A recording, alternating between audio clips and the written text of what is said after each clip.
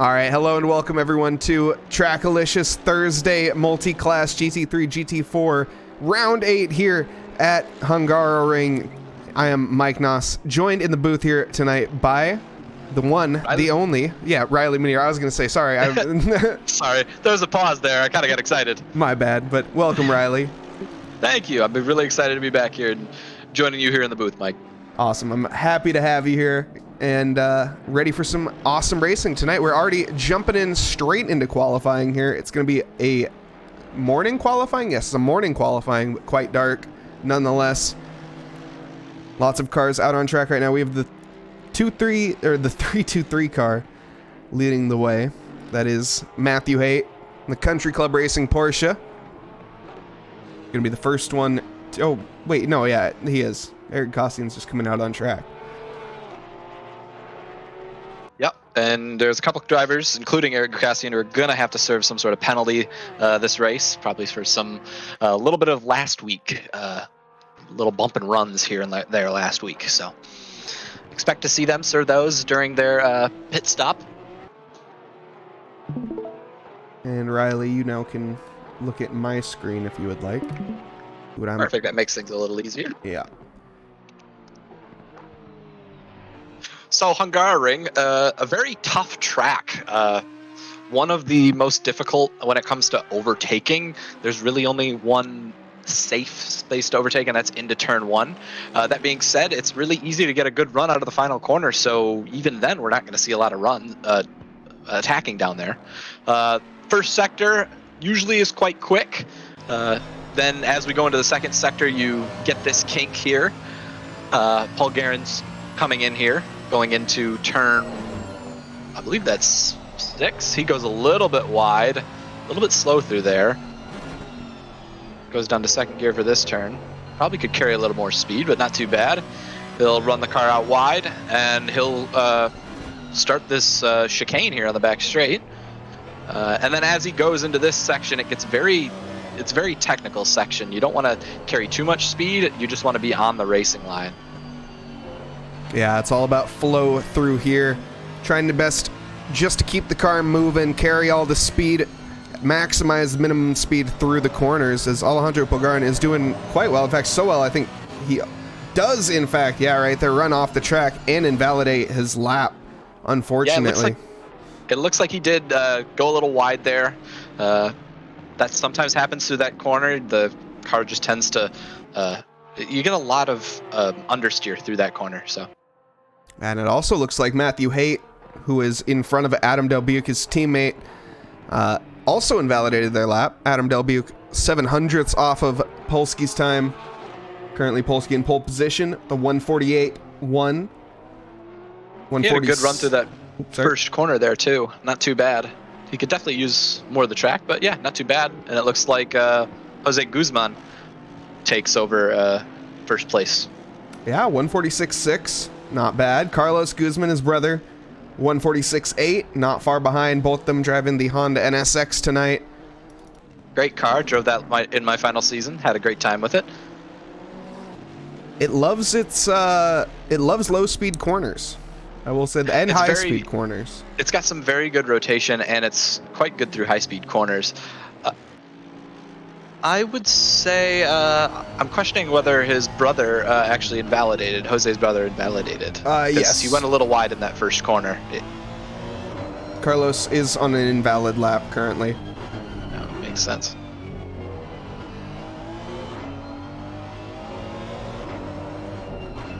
You see, rounding the very technical section, a bit of oversteer, and just drifting that car down into first gear, short shifting there. I really don't think he needs to go down to first gear there. I think sticking in second will... And I think he can hold third through that corner, too. I think he's losing, actually, a lot of speed going down a gear too much. Yeah, I'm not sure. I've never driven the Honda. Not familiar with it at all, actually. And so far, though, quite good improvements on his time. Running very deep his there. Corner just before that first 180-degree turn was quite nice. Whoa. And then, a little bit wide there. I think he might. I don't think he invalidated. No, he did not. Good improvement.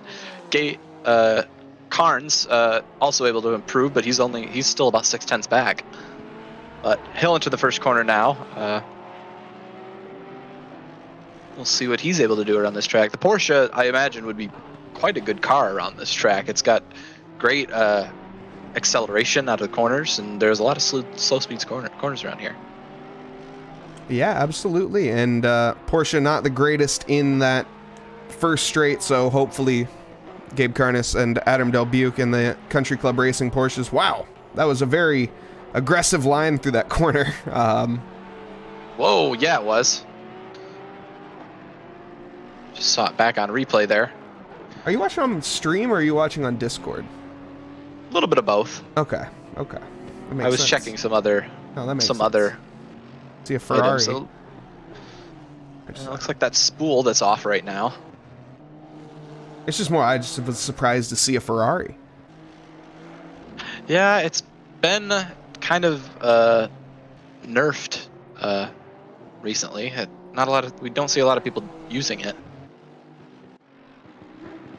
I want to point out right now, currently our P6 Anthony Macho Camacho here, the S&B Racing number 7 AMG.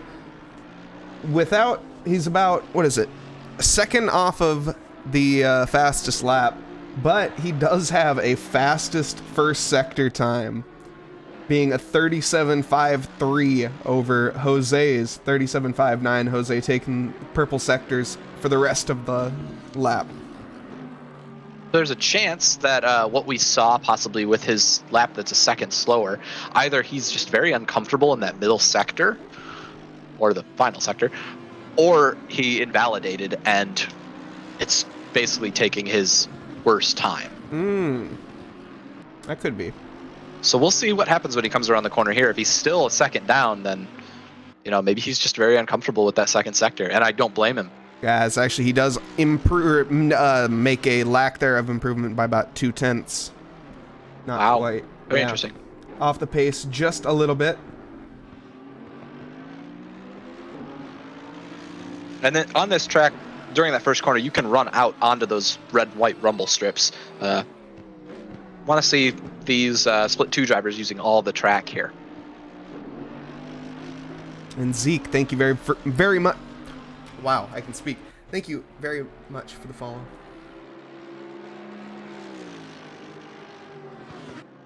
And just following along still here with Anthony. And yeah, he's just on about even with his Delta. Struggling to make too much of an improvement. Gabe Carnes, though, he is on quite the improvement. About 0.6 off of the pace, and he's currently about 0.6 up on the time. Has a few more corners to go, and hopefully doesn't get caught up in traffic or dirty air too much.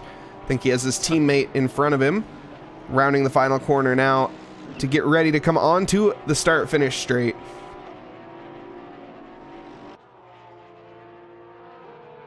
Wow, what a lap from Carnes.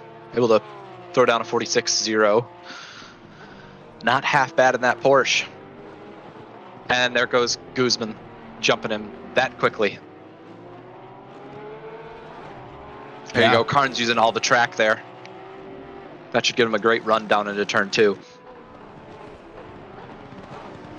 Carlos Guzman with a stormer into the 145s, 145.7 from him. Yeah, he's feeling quite comfortable, you can tell. Yeah, we'll see if anyone... Jason Provolone in 4th position as he's actually just pulling over, I noticed, just back into the pits. It's actually, that is the end of the Split 1 qualifying. We're going to now see the GT4 cars coming out onto track. Split 2 drivers, of course. Yeah, and we're in this split, well, they're not technically Split 2. They are GT4 drivers. They're Split 1 yeah, I said it backwards. championship. Yeah. As of right now, Raza has, I believe he's won the championship, so congratulations to Ali Raza on a brilliant season. He currently leads the championship in Split 1. Standings are available at simgrid.com, but looking at this now, it looks like Raza, yes, has clinched the championship He is at 219 points. In second place, Andreas Mastachero with 155 points. He's all but secured second place. He leads Niall Schlieder by 35 points, who is currently sitting in third with 120 points, and tied with Schlieder is Juan Carres at 120 points. So we have a battle for the podium here for the championship series. And behind them, Casey Schutte has 111 points. So we have 3 guys right now who are all within 9 points of each other. And there is certainly a possibility that one of these guys can take the podium for sure. Yeah, so Casey Schutte is not in the race this week. I know that.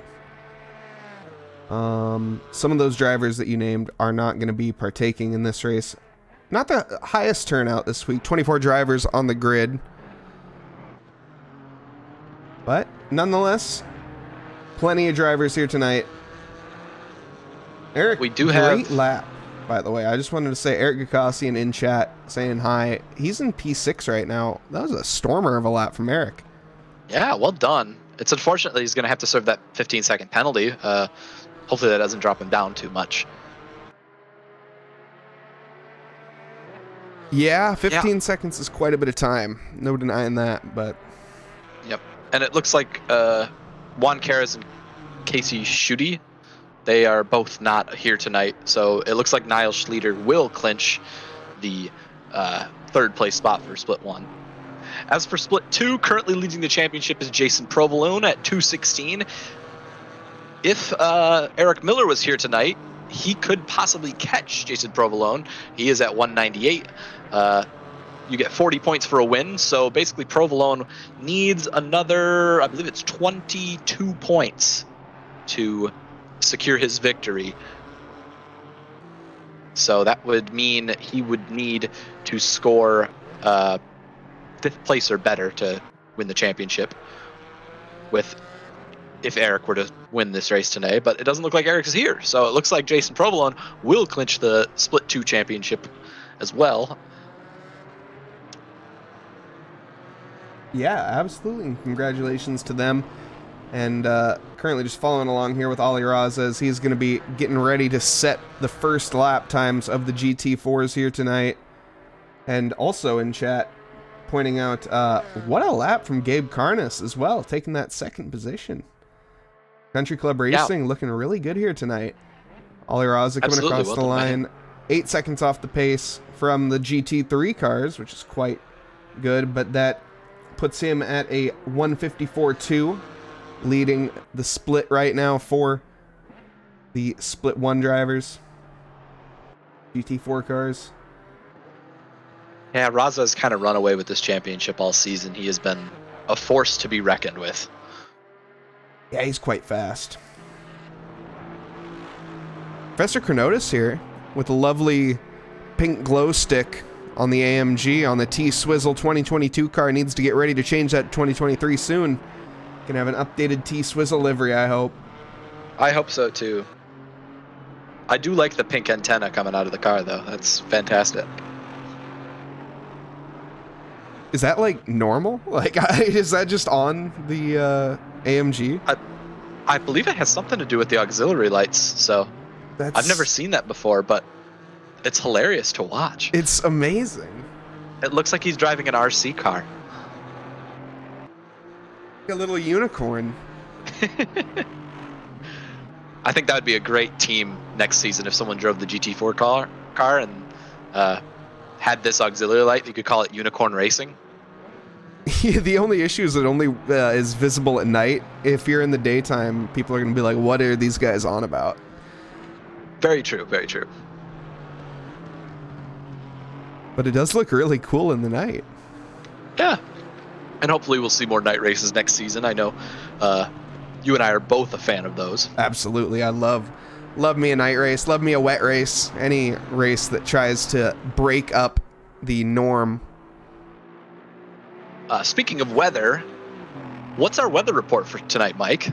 The actual factual weather report is looking pretty dry. but in mine, I think it was going to be pretty wet. Drivers, though, I don't think believed me necessarily. We will see. I still think it's going to rain. I mean, the last time I was here, we've had rain in the last, like, 15 minutes of the race. And that was at Brands Hatch, and that created all sorts of chaos, so I'm hoping we see more of that. Yeah, we had a night typhoon not too long ago. I don't remember which...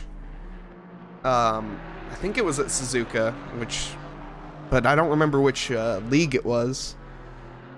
That is one heck of a track to have rain at, that's for sure.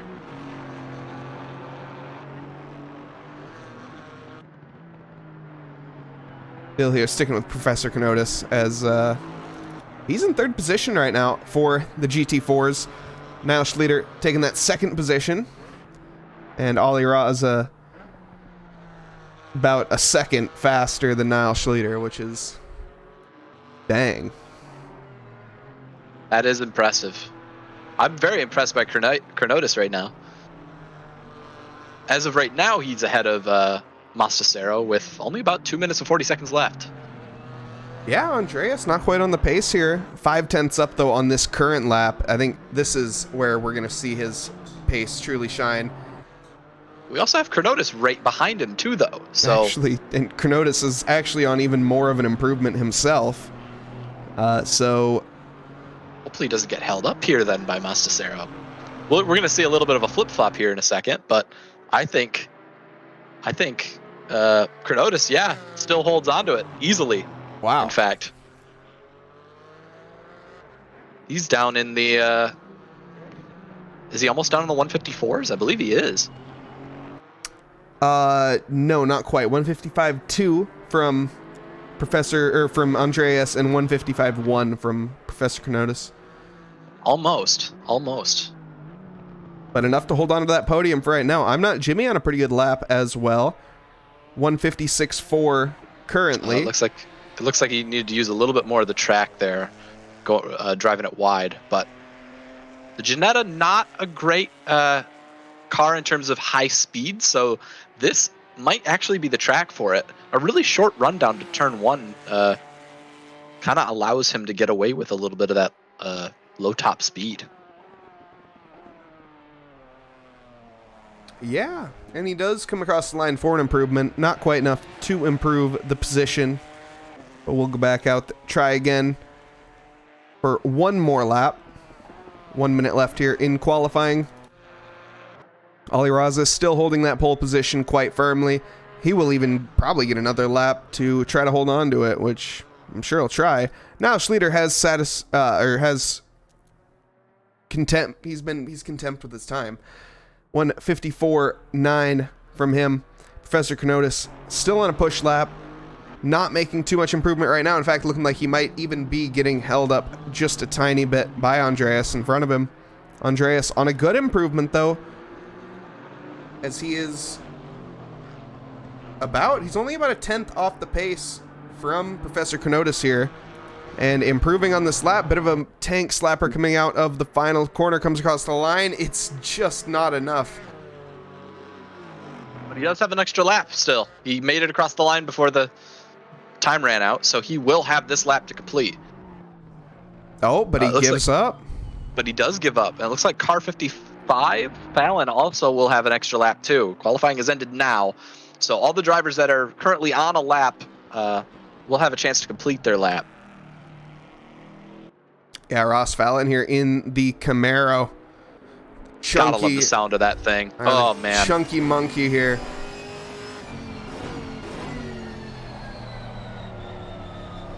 Bit of understeer.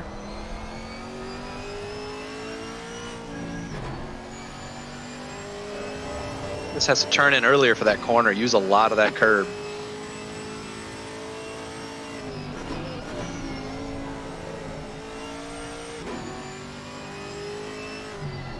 Can they stay up? Oh, down into first. Not sure that's necessary there. Not quite, I don't think.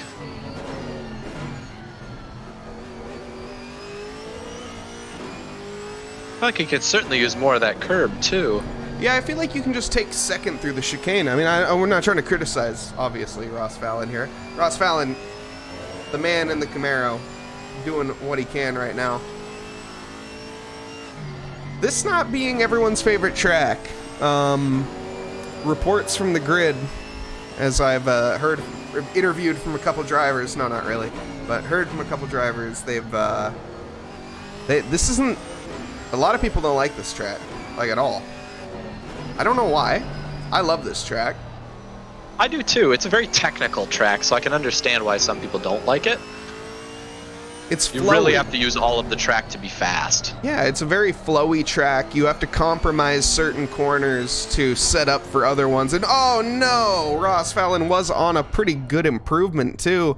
Runs wide on the final corner there. Invalidates, puts an end to the qualifying session. We have now getting into the race session.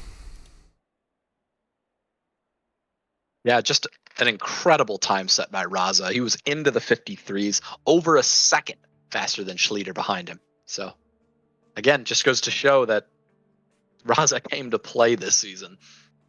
Yeah, and he's here to keep playing, clearly, and doesn't want to give up whatsoever. He has secured that title position, but does not care whatsoever. Wants to prove that he is just about as fast as a GT3 car, honestly.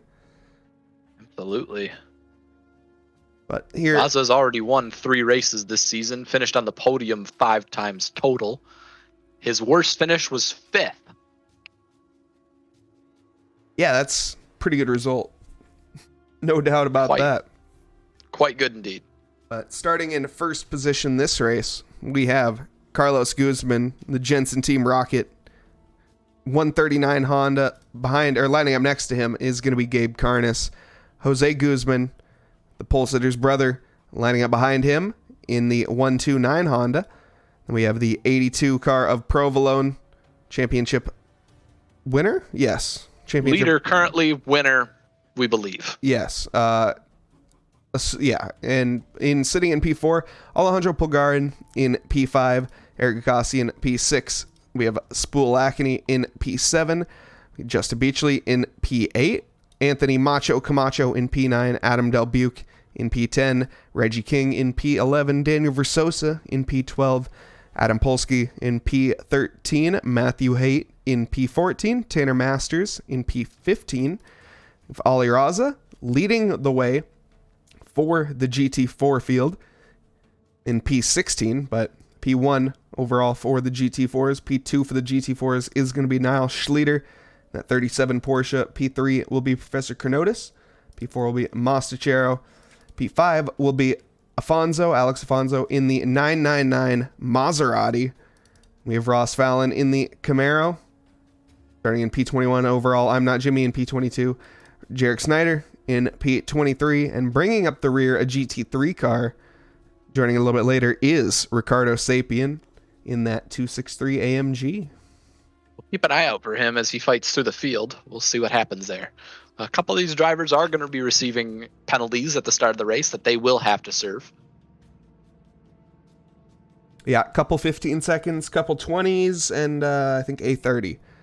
I think you're right.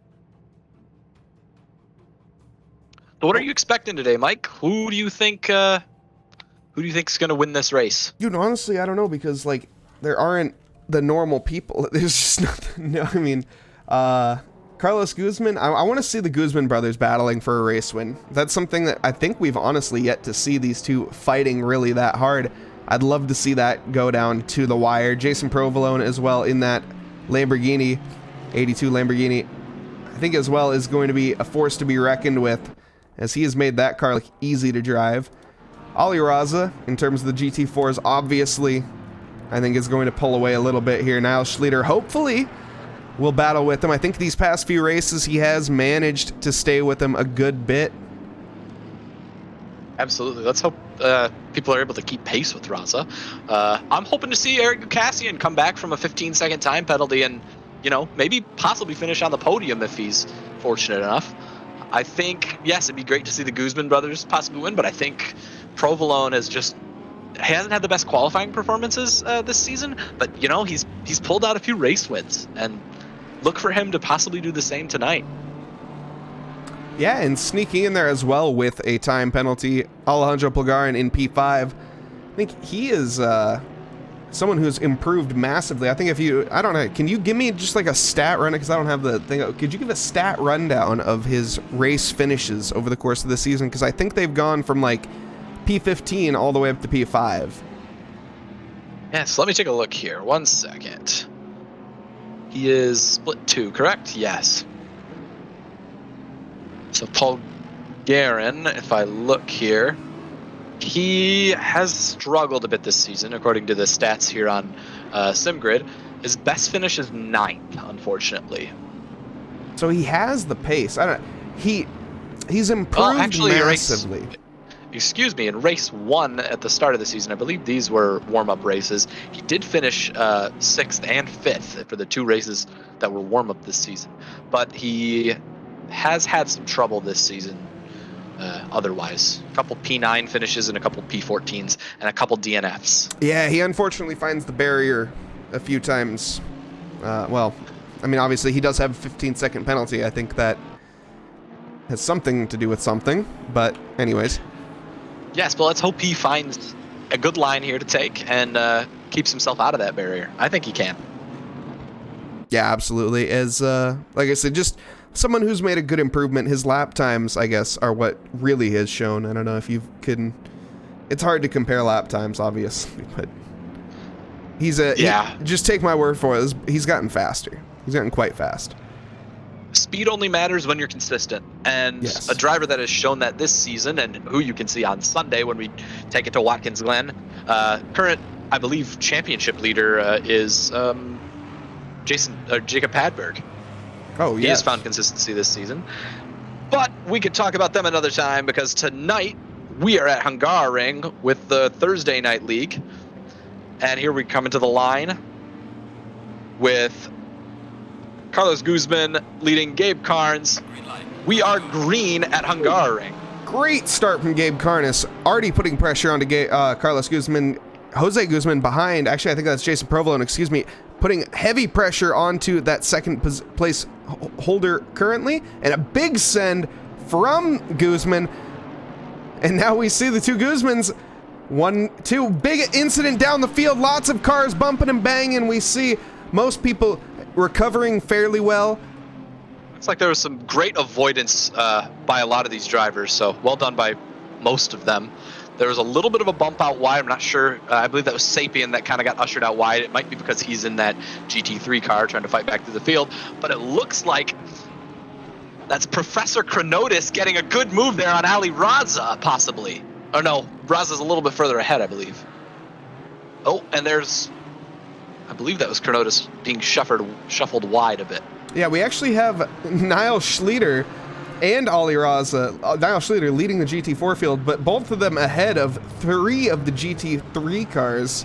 So that's... Excuse me, that was the Massacero and Chronotis battling it out then. Excuse me. Yes, you are correct. So the two of them are fighting, and we have a bunch of GT3 cars in the mix here, so that's going to be quite dangerous. Schlieder and Raza. Schlieder getting past Raza, in fact. So that'll be a fun battle. Yeah, that happened quite early on, and Schlieder now trying his best to pull a gap to Tanner, or to, Tanner Masters, obviously, but now pulling a gap to Ali Raza. Tanner Masters will be getting by soon enough. Absolutely. What's been nice for Schlieder, at least, is he knows that Masters will get by on this straight here, but these other drivers have been battling Raza through the corners, making him lose time. Luckily, Schlieder's not going to lose any time on the straight here, but he could possibly lose some time in the first sector, so look for that to happen. Yeah, about a second gap to Reggie King, and Reggie King is currently side by side with Justin Beachley. Wait a second. Okay. Yeah. Yes, we have GT3s battling behind a GT4 car. Just took me a second to process. Yeah, and it looks like a lot of that was caused by maybe that incident that we saw earlier. Those guys getting caught up in it, but it looks like they're going to be able to make it through this pack here. They're going to be careful diving here on.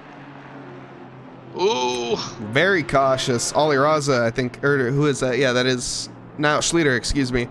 Very quick to take to the escape road there, not wanting to get collected. Exactly, choosing to run as wide as he can to just try and get out of the way. Was there a little kiss right there? There might have been a little kiss between Beachley and King there. And it looks like Delbeck able to come through the field as well. He's now caught up to Beachley and King as they're battling, but they're still battling behind GT4 traffic. Yeah, and Ricardo Sapien as well, who started in the very back of the grid, has now caught up to these GT3 cars as well, and is now involved in that action. And it looks like he's able to get by Reggie King, possibly? That BMW's looking a little slow. Yeah, I don't think it has... it looks like it has a bit of damage on the front end, at the very least. Adam Delbuke battling with Justin Beachley. They're sandwiched in GT4 cars, and they're battling each other. Yeah, and you can tell Raza's kind of getting nervous about a lot of this, but it looks like these two are going to go side by side into turn one. They're going to get past yellow flag. Niall Schlieder. So it's Schlieder's going to have to get passed by Ricardo Sapien here next. But it looks like at least two of the GT3s have made it through and have been released. But we still have like one or two, I believe, that are fighting for position. Schlieder going really wide there to just try and give Sapien as much room as he possibly could, but that allows Raza to kind of catch up here.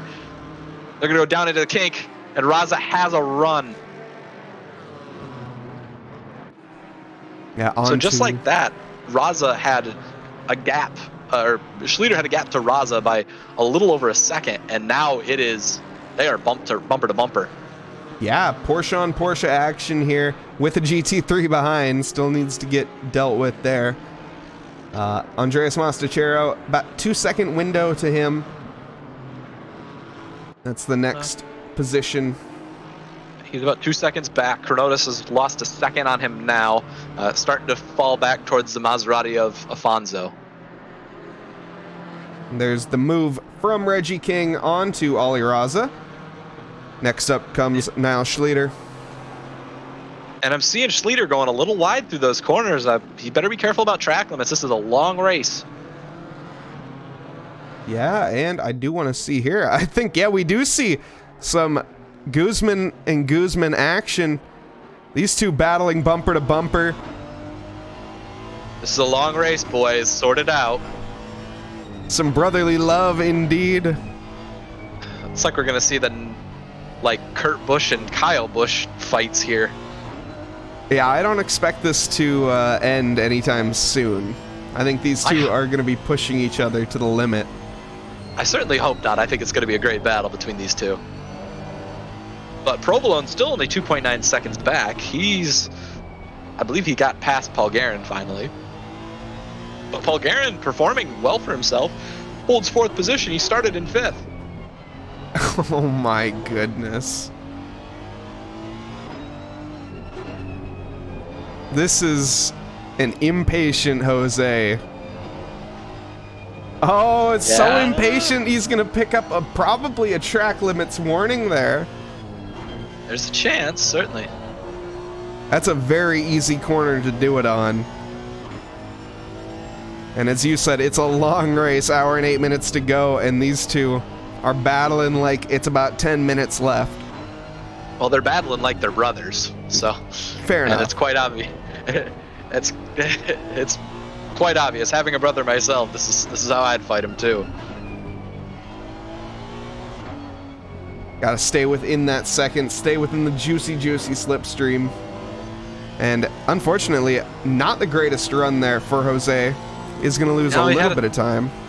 He had a tough lap there. He's about 0.3 too slow, but again, Provolone putting in solid 46s. Alejandro Pogar even Eric Cassian putting in some good times too. So he's only about half a second behind Carnes. Yeah, and there's some battling here. Carnes is going to have a run here on Paul Guerin. Yeah, Gabe Carnes is technically not going to have to deal with them after the pit stop phase due to that 15-second penalty. But for right now, that pit stop phase is a ways away. He's looking to get in front and get the pace on. Last lap, he lapped at a 146.7. Alejandro lapping at a 147.0. So Gabe Carnes with the pace to get that indeed. Both of them lapping their fastest laps as well. Very interesting. What was Eric Gukassian's last lap? 146.6. Great lap for him, too. Oh, and Carnes goes on the inside. There's a spin. Alejandro is around. Let's go back and see what happened there. It looks like Carnes just decides to make a very... Well, it looks like Paul Guerin gets very loose, stays on the outside, and still turns in for the corner. It looks like Carnes did not have enough overlap to go for that move. That's just unfortunate for Paul Guerin. Yeah, after clobbering that curb there, and then unfortunately that momentum just not there for him. And yeah, I don't know what to make of that personally. All I know is that that is very unfortunate for him, but Gabe Carnes is going to only look forward from now, and so is Eric Gukassian. Yeah, quite unfortunate for Paul Guerin. It looks like Carnes will probably be receiving a penalty at the end of this race for that little tap-tap-taparoo, but we might even see a move here. Anthony Macho Camacho send on to Polsky.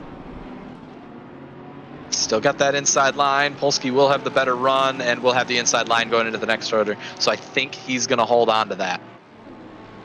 We'll see. Can he go late enough onto the brake? Stays side by side with him. Is going to try to carry that momentum, but 2 doesn't really go into 1 here at all. So he has to, well, back out due to the camber of the road as well. And Absolutely now true. And has pressure from behind. Yeah. Yeah, he's coming up here too. This is a good group of 4 all together. Both of them kind of running wide. These guys got to be careful with track limits. This is not the track that you want to be getting these warnings on, because they're really easy to get. And if you get a 4th, your butt's in the pits.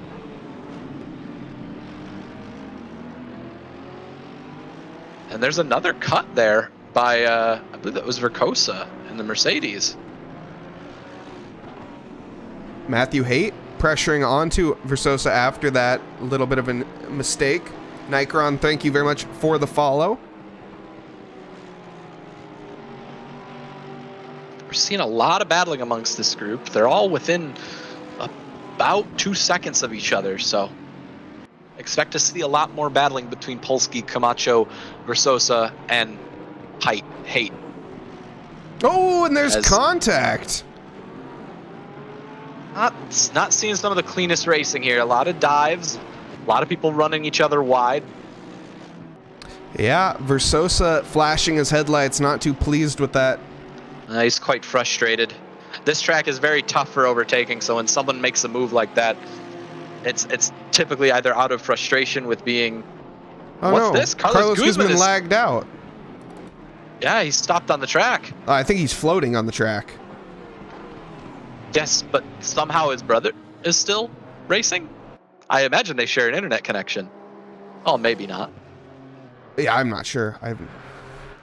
But for race, this is the race lead of the other class. We have the GT4s battling it out now. Schlieder, I think, did just get overtaken by Ollie Raza. I want to go back and see that if I can. We see some side-by-side action. And actually, it was just quite a clean move from Ollie Raza. Licks the stamp and sends it. Yeah, he just held the inside line really well, and he was able to make it work. And I do see a yellow flag from Ricardo Sapien. Looks like he's on his own. Stick with this, though.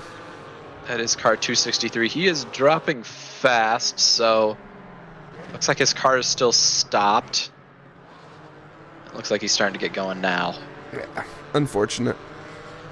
Very unfortunate.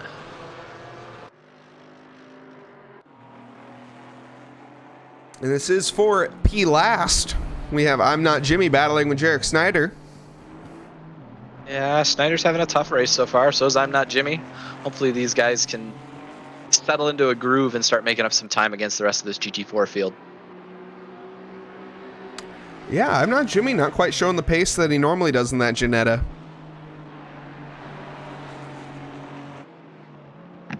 We'll say, Not sure. hopefully we don't start, well, I mean, obviously we will, but we're going to start seeing some, actually, Jose Guzman's in the pits. Interesting. That seems like a very early stop. Yeah, I'm wondering if... Oh, it looks like he has damage to the front end, so I'm wondering if he got into an accident there. Ooh. A lot of damage on the front of that car. Interesting that he decides to pit that early still. But yeah. Well, if the car's undrivable, sometimes you do have to. True. Oh no, and there's Another even tap. more contact. Polsky is around. Anthony Macho Camacho, not so macho there. Sorry, brother. We'll go back and see that one more time. Again, I have not been really impressed with the driving quality tonight, unfortunately. A lot of just silly taps and silly mistakes, so hopefully we can cut down on that and start to see a little bit more cleaner racing as Matthew Haight and Camacho go side by side into the chicane. That does not work out well, and it looks like Versosa is going to get an overlap and possibly make a move up on the inside. Versosa keeping it clean and allowing Haight to have a little room there. So great racing there. Holy cow. BB Games, you're right. Stinky cheese in chat. Provolone's leading this race. I mean, it's because our race leader... Wait, where's Carlos Guzman? It looks like the two of them have crashed out of this race. One of them has crashed out. The other one might have lagged out. Or maybe they both lagged out. I don't see either of them. Oh no, Jose is... Never mind, I see. Wait. I just saw his... No, he's on the track. He's racing. But, regardless, Provolone, Garage 17, leading the way. Leading the championship and leading the way here tonight. Been Mr. Consistent all season. It's no surprise that he's up in this position. I kind of had a feeling it would be. Eric Gossian with the fastest lap, 146.0. It looks like someone's been putting in the time. Well done, Eric. Keep it up. What is this man doing on his weekdays? This man has children. Has he been neglecting them? Oh, come on. We can't put that on him. Well, where did this pace come from? You know, when they go to bed. Sounds like Eric's been hopping in the rig and getting a little bit of extra time. No. He's catching. And it looks like Camacho is spun. What happened here? Is that Matthew Haight behind? Yep, a little bit of a tap. Even more. Just got a little too close, and that's what happened. Haight tried to slow down and let him pass, but, you know, Camacho got tapped and sent, so. Yeah, and his bonnet doesn't look in the best of conditions. That's not a showroom AMG, and it looks like he will be returning to the pits through the pause menu, unfortunately. That is unfortunate. 21 drivers left in this race, I guess, or no, Ricardo Sapien, I'm not sure if he is out or not. There's a chance he just might be pitting. Thank you, Nikron. Glad you're enjoying, and welcome to sim racing. So, yeah, ACC, definitely one of the best. It's only GT3 cars, but still, you can either GT4. be... And, okay, excuse me, it's GT cars is what I meant to say GT. Yes. But you can always say, oh, Carlos's game crashed. Oh, no. But you can always drive every other game and, you know, be a jack of all trades, but be a master of none. So, or you could be a master of an ACC. That being said, ACC does GT cars the best out of any of the other sim titles right now. Easily one of the best games if you enjoy driving GT3 cars, GT4 cars. Even the Porsche Cup is quite good. Yeah, and it teaches you, I mean, everyone always says this about sim driving in general, but this game really does simulate driving at its finest elements, I think. I wholeheartedly agree. It also has one of the best tracks in any sim racing title. Kailami, fantastic track. One of my favorites. Yeah, absolutely. No, I couldn't agree with you more whatsoever. I love Kailami. That track is absolutely amazing, and wish it would come back to F1. I agree. couple teammates trading positions there, and Beachley's starting to catch up too. So good to see that. That is true. Visually, ACC does take the cake. I will say, it's hard. You gotta click on the videos sometimes when you see when you see a race and the thumbnail is racing, and you're like, is that sim racing or is that real racing? Especially with ACC, it gets kind of confusing. No, that's what I mean mainly is ACC. Oh no, big tank slapper. Good save though from Polsky. That Porsche definitely has a very wiggly tail. Yeah, it always has. It being rear engine definitely doesn't help with that. It turns into a pendulum, essentially.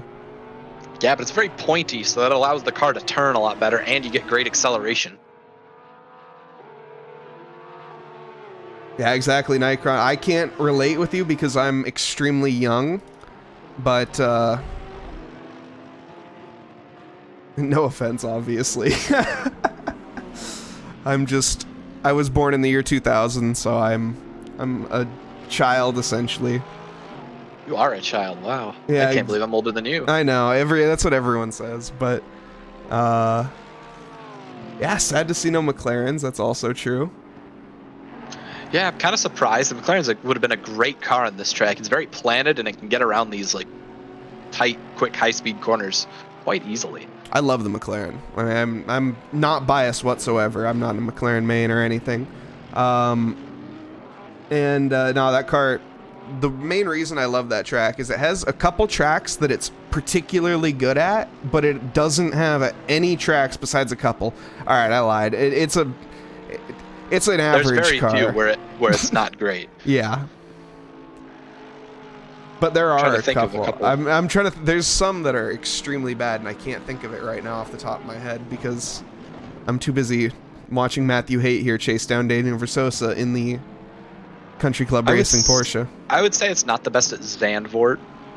Would be one. It can be good if you set it up correctly. That's you could say that about all the cars though. Anything with low speed corners, really. Zandvoort. No, but Zandvoort, it's through the Shivlock section, actually. The McLaren's really good. Yeah, absolutely, that's true. But through some of those slower speed corners, like through the chicane, it's bogs down a lot. It's not the best. Matthew Haight going really deep there, nearly taking out Versosa. Yeah. Luckily, Versosa turned in a little early. A lot of just kind of simple mistakes that we're seeing here. A lot of these guys got to be a little bit more careful. I have a feeling we're going to start seeing drive-through penalties here for some of the guys that are just going too wide.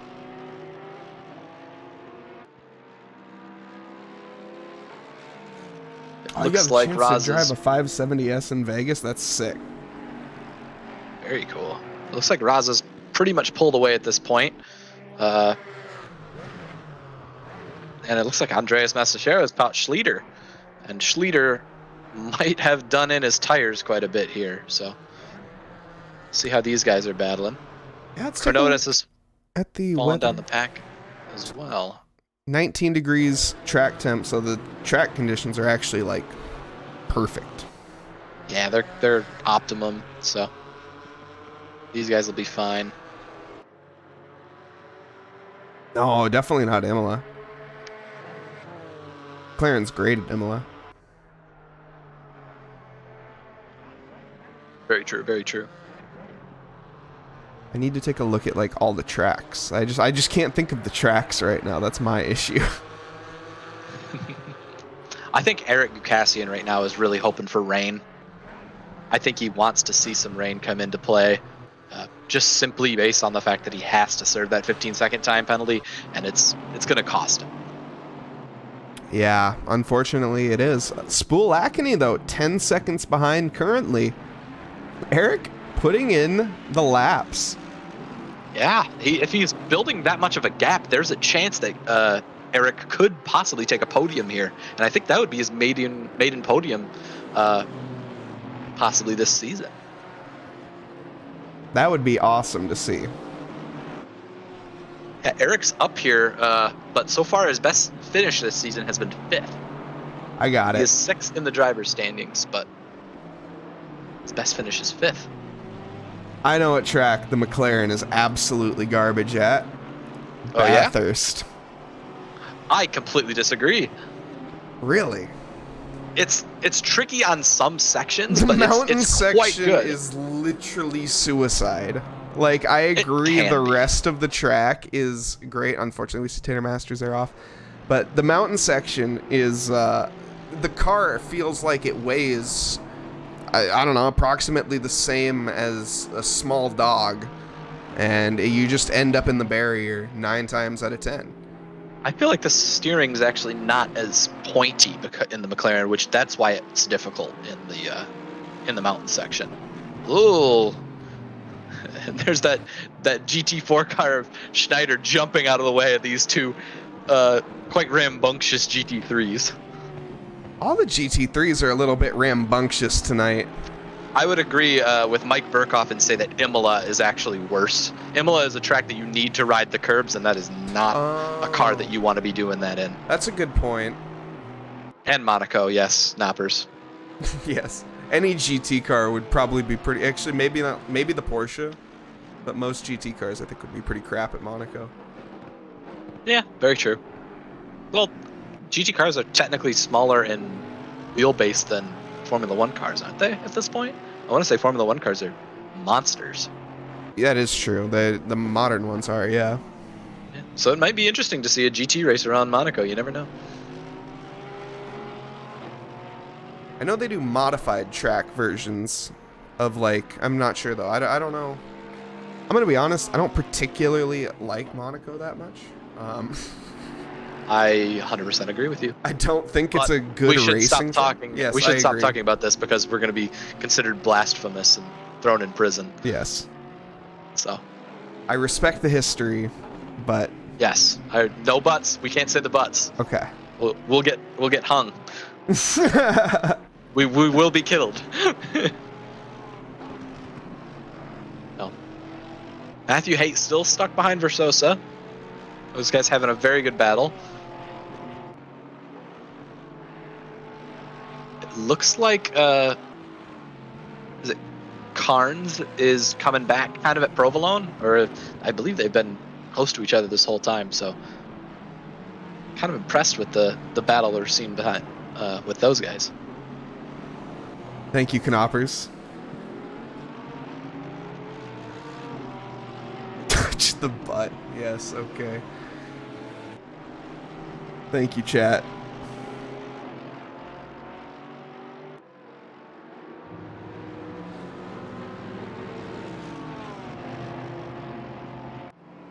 Starting to see some of these GT3 cars start to overlap with some of these GT4 cars.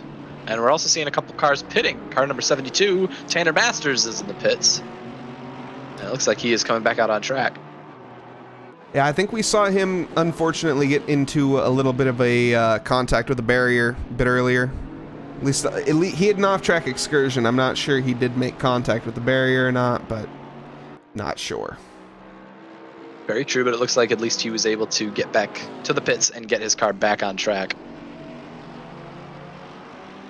Alejandro Pulgarin has managed to catch up to Spool Lacany. Lacany getting caught up in a massive amount of traffic here, trying to get by that Maserati and struggling to do so. That is another car that sounds absolutely fantastic. Oh, it sounds... I mean, I don't think there's a debate that that car isn't the best sounding car in all of ACC. What sounds better? Maybe honestly, the Camaro is pretty high up there for me. It certainly sounds good enough. Are they going to go 3 wide here? They are. Just go. Wow. That's insane. Very careful. What? Excuse me, Paul Guerin really trying to fight with There we go. Spool here. Gets a little loose there, so I wonder what happened. I think that was lag. No, there's I certainly think chance. everything got loose there. Fair. But it looks like Eric Cassian's still putting in 46.8s. The guy is really feeling it. 15 seconds ahead of Paul Guerin and Lacany. Might I also add, there is only one driver that is currently in the 145s. You want to guess who that is? Gassian? That is, in fact, Eric Gassian, our current P3 sitter, who has managed to pull a 19-second gap to Spool Lacany. 15-second.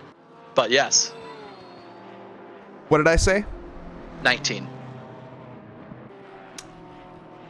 believe you said 19 It seconds. it was a 19-second. It just dropped down. I'm not sure. I think he maybe made a little bit of a mistake or something.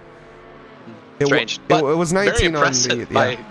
very impressive by Eric Gukasian having the race of his life, possibly. We'll see. I think Eric has a lot of potential. I'm seeing a lot of improvement from him since the last time I've raced with him. So well done by him. Drive-through penalty from now, Schlieder. That's gonna kill his race. That's unfortunate. But he'll be able to serve it, and he'll be able to take a few more track limits. But I feel bad for the guy. That's what Hungaroring does to you. It's not a track that's easy to overtake on, and it's a track to get a lot of warnings on. It's quite easy to do that. Yeah, absolutely. And yes, who did we see in the wall there? Was that the Maserati of Afonso? Yes. Oh, that's unfortunate. Versosa battling with Schlieder. Schlieder with a drive-through. Yeah, he might have to get to the. Wait, did I say? I already said that. Though. Duh. So Versosa is taking the initiative here. He's going to serve his penalty, and he's going to drop back possibly all the way down to 7th or 8th or 9th, maybe. He's got to serve that 15-second time penalty. So we'll see what happens there. But it looks like that's all he'll have to serve. Unless he might have to take fuel as well. But I can't imagine him taking tires. I imagine he will come out with no tires on, or with the same tires on that car. But the story of the day, I think, right now is Provolone, Carnes, and Gukasian all pulling away. Provolone's he's doing amazing right now. I mean, Gabe Carnes, I should say, is doing absolutely wonderful. And Wes, what's up? I see you have great but not so very great news. Which do I want to hear? I want to hear the not so great, very great news first. You always got to start with the low and then hit him with the high at the end. Exactly.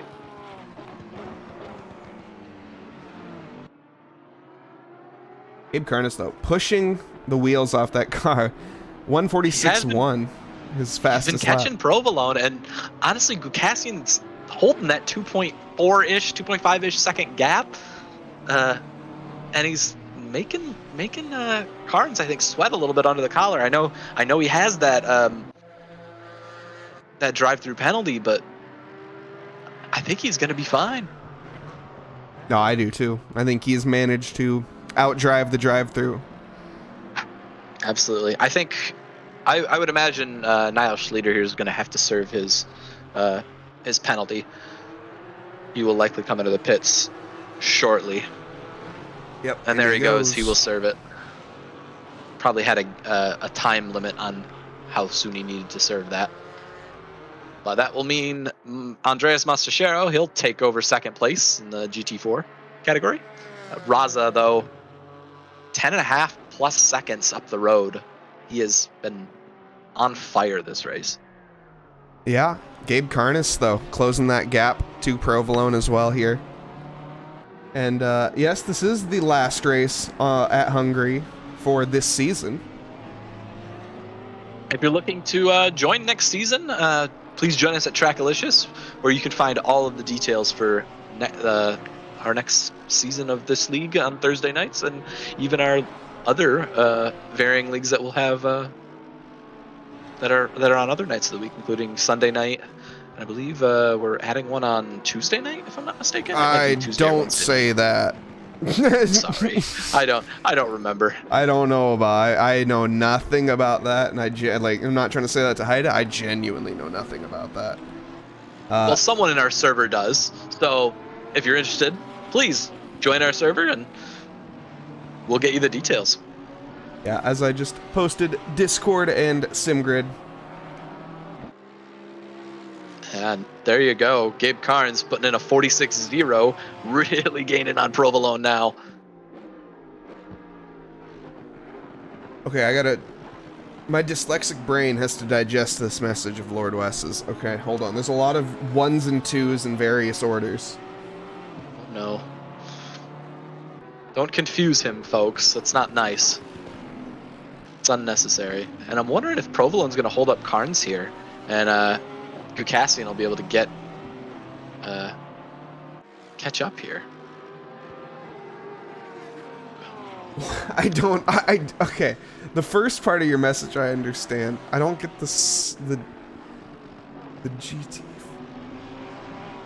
It's just... Yes. How about that? Yellow flag from Jose Guzman. I think that was him rejoining the track. No, where is he? He's just in the middle of no man's land. Great news. This week we'll see our champions, yes, rock positions 1 and 2. And the number 1 for GT3 and GT4 will have number 2. Sure. Okay, One will race GT3 and 2 will race in GT4. Yes, for the splits. He's referring to splits. Correct. Right. Yes. Yes, but okay, so whoever wins here at Hungary will be the champion. That is not true because the Eric Miller isn't here. So Eric Miller will not be here to contest the championship lead against Jason Provolone. Correct.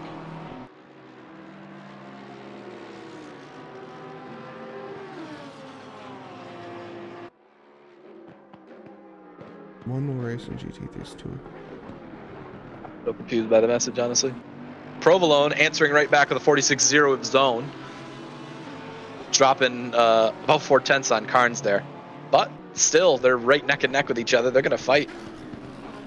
Last lap, Eric Gukassian setting a 150 or 145.6. The only, still the only driver in the 145s. Oh no! Eric Gukassian is feeling himself tonight. This is just a great race. We are what 25 minutes in? More than that. Yeah, it's Jose Guzman off again. The Guzman brothers having just a terrible night. Quite unfortunate for them. We're hoping to see them bounce back next season. Yeah, hopefully they can stay connected to the server.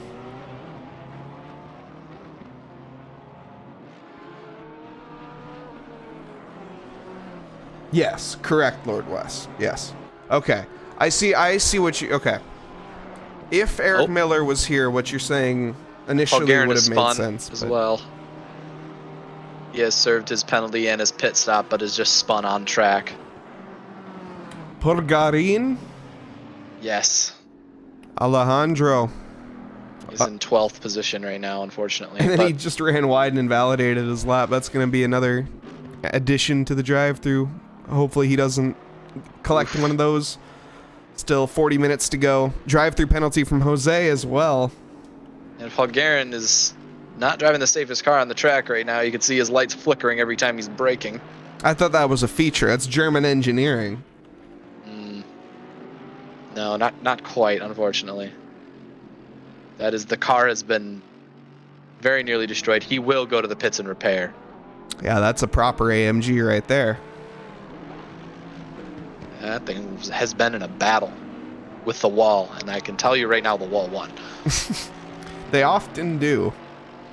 Very true. Versosa still battling with hate. But Delbecki and Beachley have really fallen behind here. Delbecki's 17 seconds behind this battle. Yeah. Maybe having These guys are a bit of traffic issues, but not sure. If I were Provolone and Carnes here, I would consider how close those GT4 cars are. Looks like they're just under 10 seconds ahead. I would consider pitting possibly this lap as to not catch them. If Carnes does, there's a chance he could undercut Provolone. So let's look out for that. Let's see if these guys are paying attention to their positioning on track. We'll just see how that gap drops. If at the line we see that gap between I'm Not Jimmy and Provolone, if we see that below 10 seconds, that tells me that they're going to catch. Knoppers, usually it's about an hour for these cars to go without a pit stop. We are about, I can't do math right now. in 7 more, we're about 40-ish minutes into the race. We're 38 minutes in right now. We're actually pretty much reached the halfway point. Lord West, you talking about the Enduro?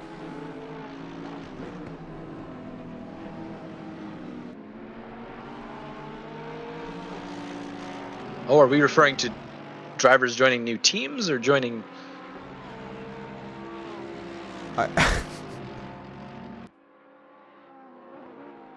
don't know, but Gabe Carness here. In the traffic, I'm not Jimmy, holding up Jason Provolone just a little bit. Well, and this is exactly what I thought was going to happen. And the smart driver right now, despite having to serve a penalty, is Eric Gukasian. He is in the pits. He has made the tough but very smart decision to pit. He will serve that and come out, and possibly only 15 seconds behind Provolone and Carnes. And if we see them get into a battle, this could be a win by Eric Gukasian. That would be insane. But I can guarantee you right now that those 2 drivers that were leading this race in Provolone and Carnes, I can guarantee you they've lost time on this lap. And it all depends on how much it is. Obviously, Eric had to serve a penalty, but we'll see how much time the 2 of those guys lost. Yeah. They're really going to have to start thinking about pitting here, because we got a large GT4 group that's going to be coming out of the pits like right now, because we have Raza and all the other leaders of the GT4 class in the pits. Yeah, absolutely. And here we see Matthew Haight, Danny Versosa, and Spool Lackney, I think, all getting involved with one another here. Oh, yeah, hydrate. That's a good idea. Versosa going wide there, coming back on the track. But it looks like Provolone and Carnes were able to jump a majority of the GT4 traffic, which is good. But they still have 2, maybe 3 cars that they're going to have to contend with coming up in about a lap and a half here, I'd say. Eric Gukasian has come out. He has clear track ahead of him. He did have a car spin in front of him. That was car 72. I question whether or not car 72 might have been helped there, but I'm going to highly doubt that. We're seeing a lot of the cars pit now. I'm curious to see where Gukasian comes out. He had a large lead on, I believe it was Matthew Haight in 4th place behind him. I think what I'm looking at here is Andreas Mascara, who just came out of the pits, who was in our 3rd position, if I'm not mistaken, has come out just in front of I'm Not Jimmy, and I'm Not Jimmy almost looks like he has more pace. I think Andreas Mascara on cold tires, potentially. That would be my guess. I think I'm Not Jimmy obviously hasn't pitted. He has warm tires. Give, I'd say, Mascara about a half a lap. He'll start catching up, and he'll pass Snyder here, and we'll see what happens there. But again, Provolone and Carnes getting held up by GT4 traffic. We're seeing it.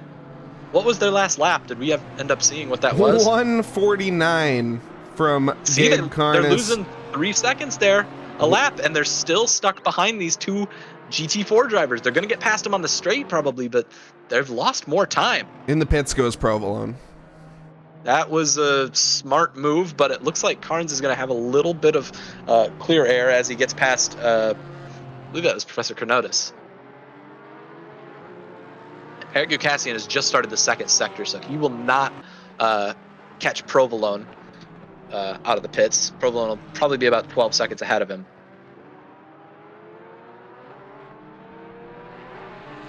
Is it a mandatory tire stop? I don't know. Tire change? Okay. I honestly don't know. But it looks like that is the case. I'm not seeing Provolone moving yet. Eric Gukasian's starting to come down. He's started the 3rd sector now. Provolone's still not moving, still waiting in the pits. He's just dropped. I believe he is now moving. Gukasian not running the final turn yet, running his 2nd to last corner.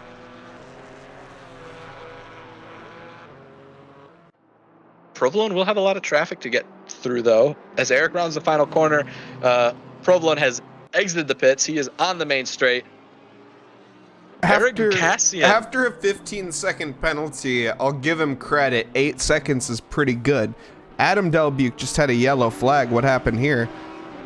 Well, it looks like Eric Gukasian gained 6 seconds on Provolone there through the pit stop. So either there might have been a combination of Eric Gukasian having a great pit stop and great timing, and Provolone just having a bad pit stop and bad timing, or Eric Gukasian has just been extremely successful right now. Yeah, Eric might even have the pace to catch Provolone, which Gabe Carnes does not have the championship right now, Lord Wes. No, Provolone has locked this championship up, according to SimGrid. Gabe Carnes has 113 points. Provolone is 216. It's a bit of a deficit. Yes, and you only get 40 points for a race win. So these drivers just battling it out for a win. Obviously, bragging rights on a track like Hungaroring still mean a lot. Justin Beachley up here in 4th position, yet to run through the pit stops, has Jason Provolone behind him about 6 seconds. Battling Same thing with Del Buque here. Yep, exactly.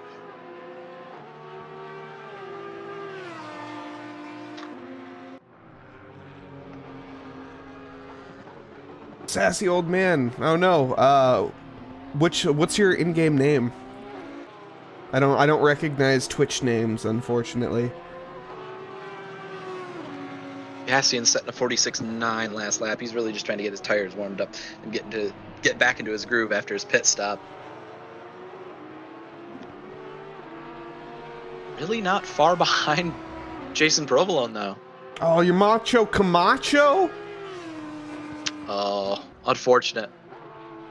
Tough race, buddy. Oh, we got a car just sitting in the middle of the road there. Who is that? That's Polsky. Oh, Polsky gets out of the way of Provolone as he comes through. Oh, it looks like he got under the dirty air of, I believe that was Schlieder. Big contact. Yeah, right into the wall. He's very fortunate that another car didn't come and hit him. Provolone came through that corner and probably saw that car and got a little scared, but Polsky's back in the pits now. And Gabe Carnes is in the pits, so we're going to, I believe, no. Nope, he is in the pits. We're seeing Gabe Carnes in the pits. Shoot! Andreas Mastachero now into the wall. Side by side with Ollie Raza. They make contact. I want to go back and see that one more time as we see the move here from Andreas down the inside. Ollie Raza. He gave him a little shoulder bump and sent him into the wall. Gotta leave room. So Mastacero's not going to be happy with that one. Both of their races were going so well up to that point as well. Just again, we've been seeing a lot of incidents tonight. It's a tough track, not easy to pass at, and you know, sometimes you pay the price. It's quite unfortunate.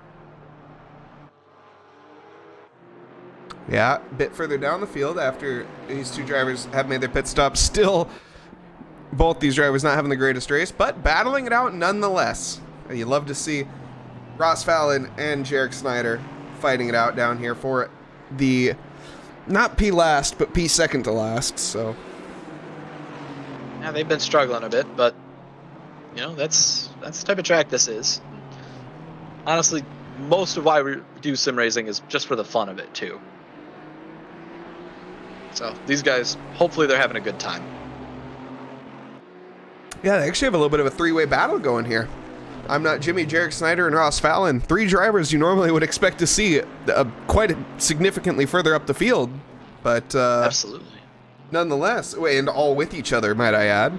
They're all with each other here down at the back, which, hey, a race is a race. It looks like Gabe Carnes has had a great pit stop because I believe he has pulled a bit of a lead on Schneider. Carnes pulling the overcut, it looks like. Take a look at our championship leaders. Ollie Raza, he's kind of in a bit of no man's land right now. As he has been for the last, well, probably 6 races. The guy basically locked up the championship as soon as he joined it. Yeah, more or less. So you heard that, guys. We need some more competitors for Ollie Raza. If you guys are rapid and think you are rapid, or if you're not rapid, check out Trackalicious on Discord and SimGrid, because We have amateur race. We have rookie league. We have GT3. We have GT4.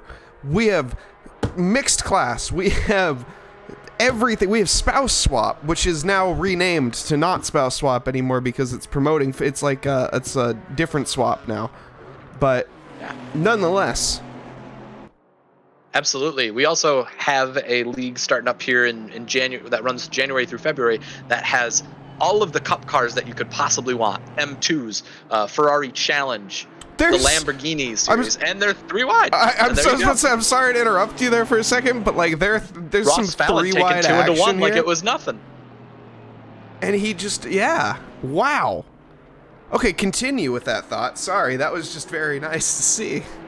Yeah, absolutely. We have a Ferrari Challenge mixed with the Lamborghini, mixed with the Porsche Cup, the M2s, and also included in that is the Maserati. So if you like cars that are extremely difficult to drive, but are also a hell of a lot of fun, there's 5 of them right there to choose from, all in one series.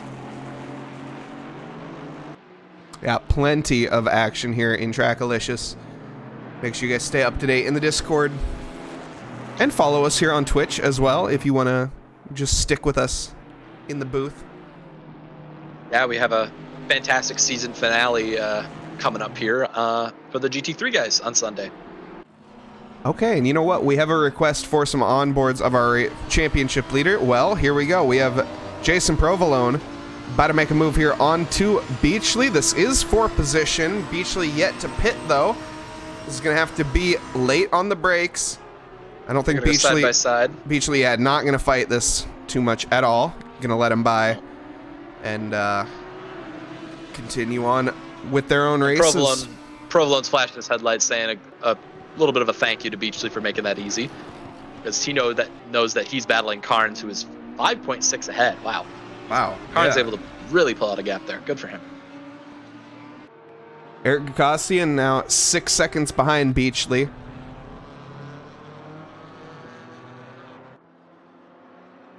Yes, but with Beachley and Delbeck still to pit, Eric has the seat basically in P3 pretty much locked up so long as he doesn't make a mistake. Which is easier said than done, unfortunately.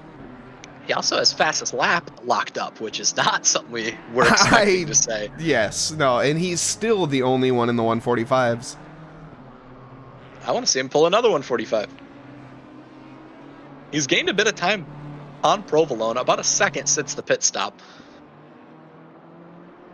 It was at 9 seconds when he came out of the pits. Now it's about down to 8. Sometimes dropping below that 8 marker. This is a track that he does seem comfortable at now, which is kind of crazy considering that what we've seen from other drivers, this is not a track that anyone feels comfortable at. Hey, Lord Wes, I would recommend talking with Eric Gakassian about that, if you are interested in that. I am not the one to talk to about that sort of things. About those things. Jason Provolone with the fastest lap. Unfortunate. 145.5. He did it by less than a tenth, though. So it looks like Provolone's really wanting to catch Carnes, as Carnes is now only 3 seconds ahead. So Provolone is making headway. Yeah, he's got his head down, foot to the floor. Is going to make the move here. Hold him up a bit. Nope. Unless he chooses to let him go. Well, he didn't really choose. He kind of ran a bit deep there, and well, that was pretty much that. That Lamborghini made quick work of that. Yeah, lost about a half second, so not too bad. It went a little deep into that chicane, but he'll probably start catching Carnes here, and we're going to see a bit of a battle for the win tonight, which is exciting, with only 23 minutes left. Yeah, absolutely. We also see a bit of a battle down here. Once again, Jarek Snyder and I'm Not Jimmy. Jarek Snyder made the move, I think, there, but Jimmy defending that just long enough to keep the position at least. We'll see if he can manage that for another lap. Absolutely. Both those drivers having a really tough race, but we will see how how they end up finishing this out. Yeah, at least So they're having a little Versosa's- fun with each other. That's for sure. So Versosa's leading this race right now. Not too far ahead of Carnes, but Versosa's kind of in no man's land. He's had a tough race. Luckily, he'll probably pit, and I don't know how far down we'll see him drop, but I can't imagine it's too far. So, there's a chance he's made up a few positions, but being out in this clean air this whole time.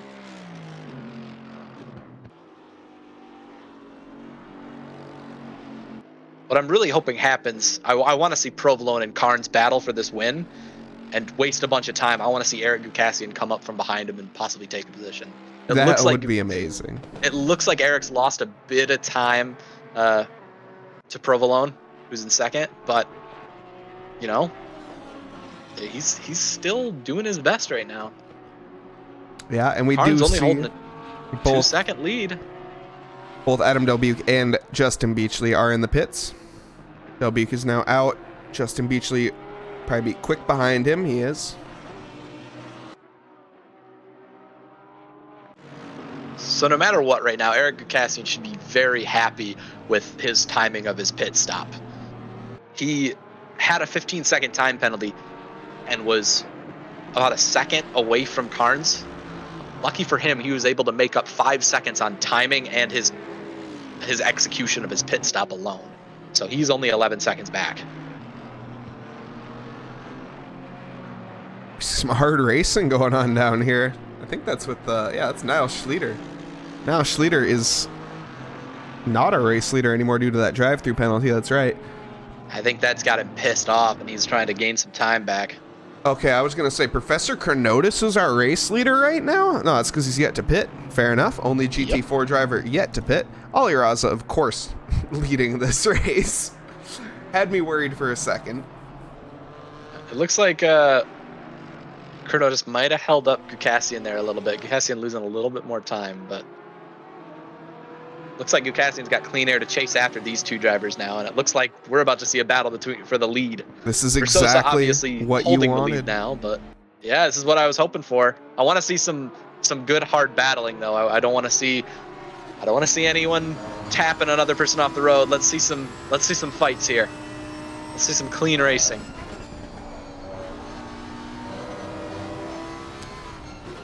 Carnes going a bit wide though. I'm wondering how many drive-throughs that both of these drivers might have as Provolone gets a run coming up the hill going into the chicane. That's not what you'd necessarily want to be doing here.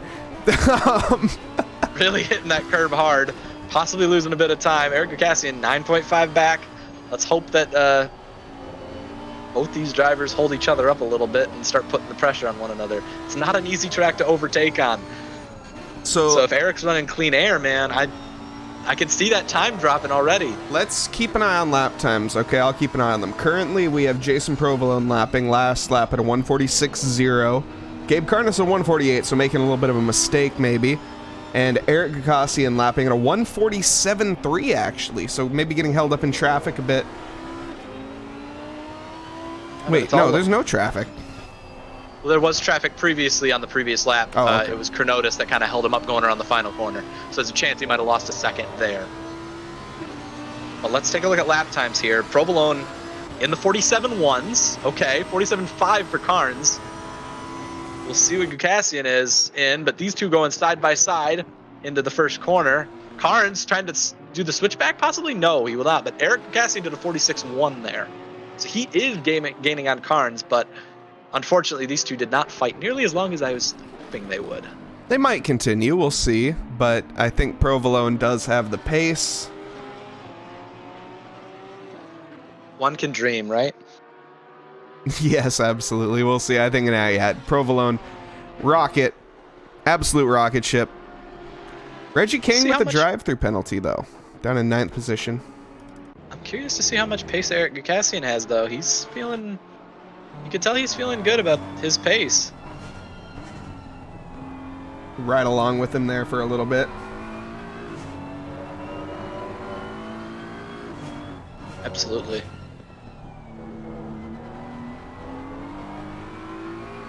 Great chicane there, yeah. think he can drop down to second there, but third might have been the smart call, is to reduce tire wear. Midwest, I hate to break it to you, but I'm not sure where you got that that idea. The KTM crossbow is kind of, well, crap in like almost every way. Kind of?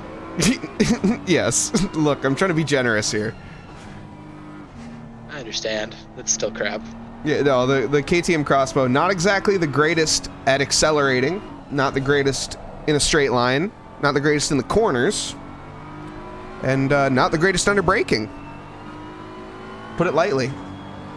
Karn's still putting in 47. Eric putting in low 46s. He is gaining. At least according to lap times.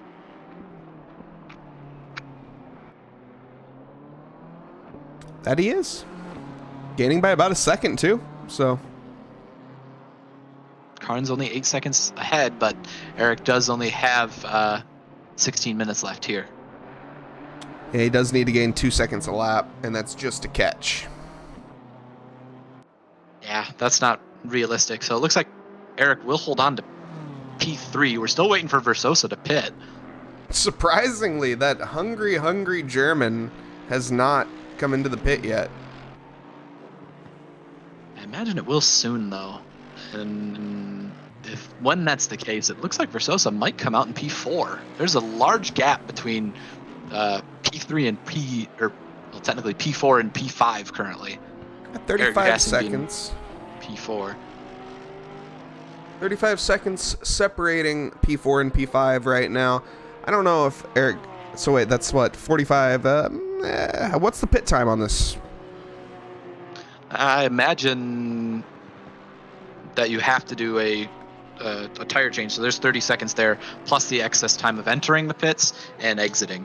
Yeah, he'll come out probably around Del Buke, or Delbeck and Beachley, probably somewhere around P7, I would imagine. Maybe with Spool Lackney. I'm going to guess it's going to be P4. Okay. That's about half a lap, I'd say. He will have to make his stop sometime in the next probably 10 minutes. I don't imagine that car is going to, that thirsty Mercedes is going to be able to make it the whole race. And he has to pit. Same with Kronotis, too, who recently just lost his first place lead to Ali Raza. Yeah, he probably shouldn't think about coming in, but he doesn't. He drives right by it as I switch to him, so. Kronotis is his own person, man. He just does what he wants. He likes to go long in these stints, and I don't blame him. I think it can be detrimental to your on-track positioning, but, you know, he seems to be enjoying what he's doing. Playing for a safety car. Wow, Matthew Haight. I think Matthew Haight just scared Kronotis right there. I think Kronotis thought Matthew was going to absolutely send it on him into T1, so he ran deep, but Matthew Haight backed out. There's been a lot of impatience in this race so far, so I don't disagree with Kronotis' reasoning of just backing out and letting him go. Alejandro Pulgar, after serving that 15-second penalty, I will say, he started next to Eric Gossi, and he's down in P9 after getting that damage. Woo! He did start, I believe it was P5, if I'm not mistaken. Yes. P4 or P5? P5, one of the two. I think, and then Eric started P6, right? Correct. Yeah.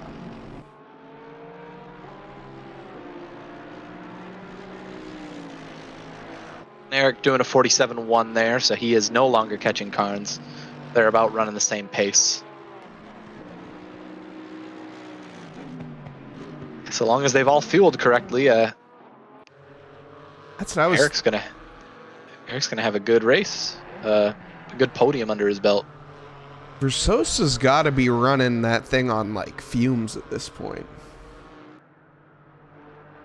In that Mercedes, yes, I'd imagine that's what's happening. I don't know what he put in his petrol tank, but It certainly wasn't gasoline. That's all I'm saying. Not sure. I think he's doping. There's a chance. Come on, Jarek Snyder and Jimmy.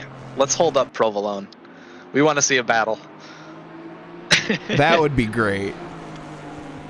Provolone's here. He's caught them, and it's quite clear that he's not going to get through, and that's Carnes catching him right now. That time dropping quite quickly. Gabe Carnes has a second to catch. But Provolone will get past them on that small straight there. And Carnes will lose time through this corner as well. He's going to lose quite a bit of time. Does get by, though. Yeah, taking the outside route is not bad around that corner. Good call. Really didn't lose that much time. Only a couple... Well, actually, he only lost like maybe a tenth or two. Provolone, yeah, losed about 4/10 there to Carnes. Very true, very true. Gukassian back in the 46.5s. Come on, Eric, we want to see a fastest lap. Let's go. This is a nice race for second to last as Snyder and Massacero are going at it again. Or Schlieder, excuse me. Schlieder goes a little wide there. Massacero takes that position. Versosa, our race leader, is behind both of them. And it looks like he's going to dive on Schlieder. Dude, he's got to be like, is there... I don't know why Schlieder's battling with him. It's a GT3 car. Oh, and Versosa makes a little bit of contact. He's flashing him, and Schlieder's really all over the road here. Unfortunately, that kind of is Versosa's fault. Well, they either driver happy with each other. I don't know if it was either driver's fault. I think they both got in each other's way going in through the chicane. I think Schlieder could have given it up and just tried to follow Massacero, or I think he could have followed Versosa up to try to catch Massacero. Oh, there's Eric Gukassian off the track. It looks like he might have made contact with another car. What happened? He loses a couple seconds. That's Jarek Snyder. What did he do to Jarek? Oh, he murdered him. Not quite murdered, but Jarek Snyder's luck just continues to be non-existent. Eric Gukassian absolutely ruthless, not giving a flying toss about any back markers, sending him to the Shadow Realm. Just doesn't care. Just so disrespectful. No, I'm kidding. Absolutely disrespectful driving there by Eric Gukassian. Just bullying cars out of his way. Just absolutely murdering anyone in his way. Quite unfortunate. Just the slightest of taps and suddenly Schneider is no longer with us. Ugh. Just a terrible outcome. Schneider had just made the pass, and I'm not Jimmy too. That is easily like a 3-lap penalty on Eric Gukassian. That is just unfortunate. He worked so hard for that overtake. I've been battling for, I want to say, like over half an hour. So I bet that wasn't a good feeling. No, it was pretty hilarious. It was pretty funny. Looks like Schlieder and Massacero. Is that the two of them? Yeah, they're going at it again. These guys also made some contact with each other earlier. Massacero does have damage from earlier contact with Raza. Oh, and they make contact again. Yeah, they're still shoving each other and pushing each other off the track. Massacero still trying to make sure that he's giving him enough room, though. Provolone is just like, I don't want to be involved with your guys' little hissy fit, so he'll go through and get out of their way. Let me go. Carnes dives up the inside of Massacero, so he will take that. Dude, Versosa's still out. How? I don't understand. Did he not pit for tires? He hasn't pit yet. Is there a tire requirement? Well, I know it says the 1 next to his name, but are there no requirements? No, there definitely are. There's definitely requirements.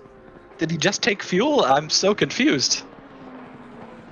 He might be thinking he's going to win this race, but it's quite clear that, there's a big yellow 1 next to his name. Chronotis is still out, though, so I don't know.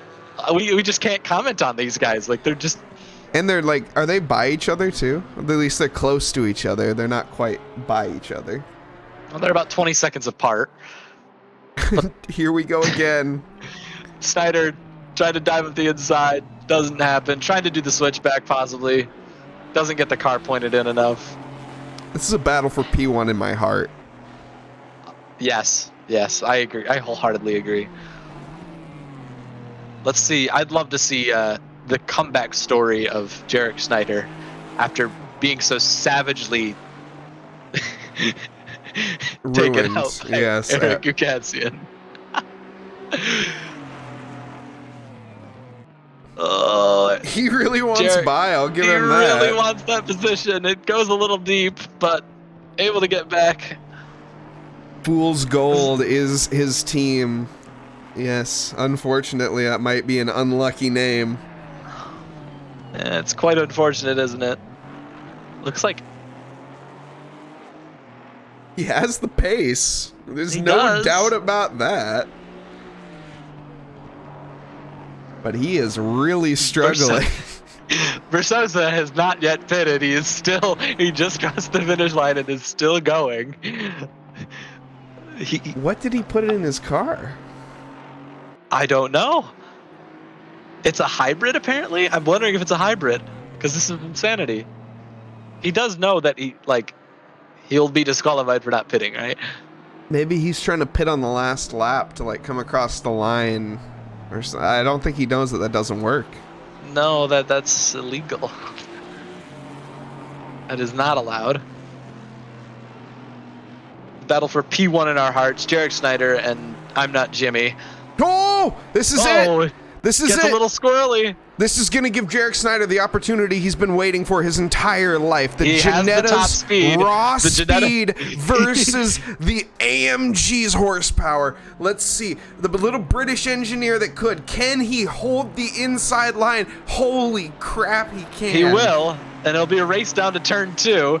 Snyder looking possibly to make a move around the outside here, as I'm Not Jimmy's just defending with his life. How did that Ginetta hold that position after that? That's insanity.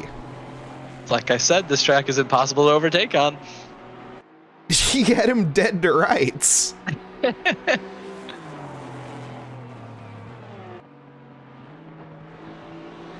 That British willpower refusing to finish in, well, I guess refusing to, oh man. Finish second to last? That Maserati is catching, though, if they continue this battle. It's caught up like 4 seconds in the last 2 laps, so there's a chance that, this could be a battle for who gets last. We're not totally sure. Oh, who's that underneath? That's Matthew Haight.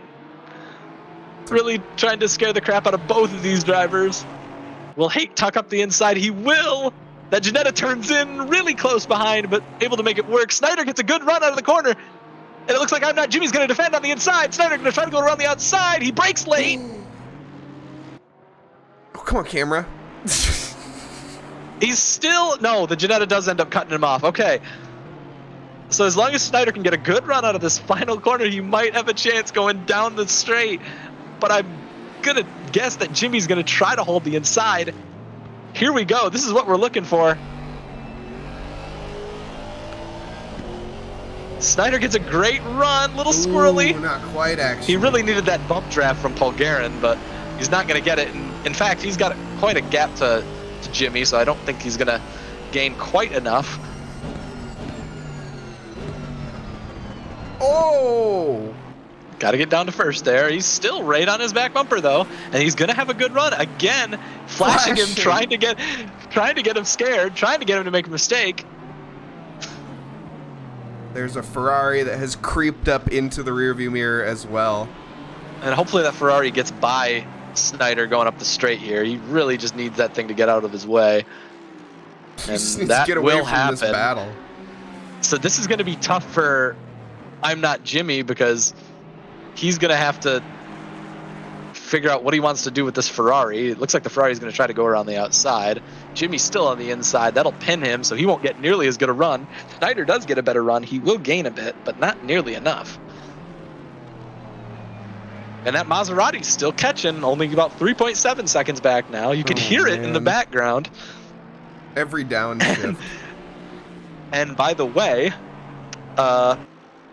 Versosa is still out on track right now. Oh my. That car has got to run out of fuel, right? He has to pit this lap. Yes, he has to pit at the end of this lap. Yellow flag from Reggie King. What is Oh, camera? it looks like he is in the wall. He has had a tough race as well. Was that assisted? Nope. Nope. Just the rear end of that BMW losing it, and then him trying to catch the snap back, and it doesn't happen. Turning Spins the into a car back drift around car. and doing some donuts for the fans, of course. Beachley has caught up to Adam Del Butte. So Versosa Oh. is going to have to pit this lap. Why What is this? Fallon and Mastasero going at it. Mastasero with a lot of damage on his car, so he's been struggling. Fallon with no damage and will get a run on the outside, possibly? They are side by side going into the kink. Not a fun place to go side by side. Fallon just kind of lets him have it, it looks like.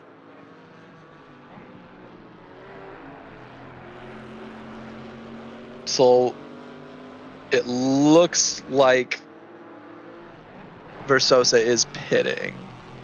Well, I would hope. Yes, Versosa is pitting. I imagine Chronotis will also be pitting right now. All right, man. The leader is on the final lap. Give it a final push. That is Jason Leaders. Provolone, the new race leader. Who definitely hasn't been the race leader for the entire race, pretty much. No, absolutely not. He's on the final lap. So the two final cars to pit are going to lose, I would say, quite a few positions. Yes. Oh, unless no. Versosa comes out of the pits without having to take tires, so he cleared his pit stop, so that means tires were not necessary. And you were I right. question, yeah, so he will come out in fourth, like I previously stated. He probably just stopped, dropped the car, and went back out, but he did lose some time. Eric Gukassian will hold on to third right now. He's 10 seconds ahead and should hold on to that position without issue. Masachero with a move down the inside. Oh, there's maybe contact. It looked like there might have been a little bit, but I don't think so. Now I we think have there GT3s was, and but that GT4s was- side by side. I think there was. It was Fallon kind of fighting there. Drive through from Adam Del Butte. Oh, the final lap, too. That is unfortunate. Masachero don't- does get the job done. I'm not sure if he's going to lose. He might lose position here to the car behind him there, too, because of that drive-through penalty. So that depends. I don't know if he'll even be able to serve it on his final lap, so he's going to get a 30-second penalty. Our race winner tonight, Jason Provolone. Not only does he win this race, he takes the Split 2 championship. A fantastic drive by him. He crossed the line with Ali Raza, our other champion. Both drivers taking wins in their respective classes tonight. That was actually a very really cool. That was a really cute celebration. That was adorable, actually guys. really cool. That was very nice. Provolone slowing down enough just to let Ali Raza catch up to him. Carnes was pretty close though, so I'm not totally sure why he did that. And there's Masachero getting turned by. Other way around. Oh, excuse me, Masachero turning. Fallon. Hate? Fallon. Excuse me. Fallon up the inside. He can't be too happy right now. Masachero trying to shove one back down the inside. Oh, no damage on the Porsche, though, understeering into the Camaro. Oh, and drifting the final corner. Yep. But it does look like Fallon's going to hold on to this. And take this position off Masachero. Not the cleanest racing we've ever had on the final lap, so that was disappointing to see, but Definitely not the cleanest racing in general. no, it was a tough night. I'm kind of disappointed. Snyder, does he get passed by Afonso? No. Afonso will be our last page driver. He just didn't have he was about a second off of Snyder, but Snyder also not able to catch I'm Not Jimmy, but a very interesting race that we had here tonight. Absolutely. As we see the Mercedes kind of spin into the wall there. It's the I believe we're going to Maserati. have What do you mean? Maserati. Excuse me. I'm going to jump out my second story window now. Just kidding. I believe we have a few drivers who we're going to need to interview. Yes. Just based off their championship wins and their respective finishing positions. Here is Provolone. Yeah, let's pull Provolone in here. Provolone, a fantastic race to finish out your season. You get the win over Gabe Carnes. Eric Gukassian was also fighting, but he had that penalty. Were you surprised to see the two of them so close? Not really. I was surprised at Eric's pace like throughout the race. Like, I mean, he really kept it up. I was getting kind of worried about him towards the end, to be honest, when I was still trying to catch Carnes. But yeah, it was a fun race. It was really close. I had a good time. Yeah, you had a lot of good pace there. You did end up with fastest lap, just pipping Eric by, I believe it was less than 1/10 of a second. So well done to you. Really? Yeah, it was quite close. We were really paying attention to that fastest lap throughout the race. But yes, fantastic season by you. You do win Split 2 this season. Congratulations. Thank you. Thank you. Our other race winner in the GT4 tonight, Ali Raza. You had quite the interesting race. Fell back behind Niles Schlieder there at the start of the race, but you were able to gain that position back through some just fast laps like you've been putting in all season. How was the driving tonight with all the other cars kind of around you? I noticed that there might have been a little bit of contact between you and Mastasero. Yeah, in the beginning, it was like a bunch of GT3s crashed, right? So they're all behind us, and then I guess I got unlucky in the beginning, so Schlieder got away. But then after I caught up with him, I think Schlieder got a drive through, and then Andres caught up with me. No, wait, actually, no, after, yeah, well, yeah, then Andres was driving, and then after the pit, he didn't change tires, that's why he cut me. And then while we were fighting, I don't know, it was some incident. I'm not sure whose fault it is, but we touched, maybe it was a net code. I'm not sure, my fault, his fault, but it ended up hurting him in the end. So, but other than that, it was a good race. I tried to do a photo finish with Provolone. Both of us are the split winners together. I don't know if you guys noticed that. Yes, we did. We actually caught that crossing the line. You guys are adorable. It was very cute. Congratulations to the both of you. No, that was honestly like the way to end the series. I mean, that was incredible. I'll admit. I'll admit. Provolone, were you a little worried because Gabe Carnes was not that far behind? Yeah, I was. You know, I really had to keep pushing at the end. I mean, I remember Ali saying that he was just cruising at one point, and I'm like, dude, I got to keep pushing. He's only 2 seconds back. Oh yeah, I was trying. Yeah, it was a lot of fun. Yeah, speaking of Gabe, you had we were kind of intrigued by the pit stop dynamic that you guys had. Looked like Provolone might have had a bit of a bad pit stop, but you stayed long instead. How did you get through that GT4 traffic so easily to kind of get yourself in position to make that overcut? Yeah, so that's what I was looking at, because I think like 4 laps before I actually did take the pit stop, I started thinking about it. And I knew I wanted to do alternate to whatever Provolone did.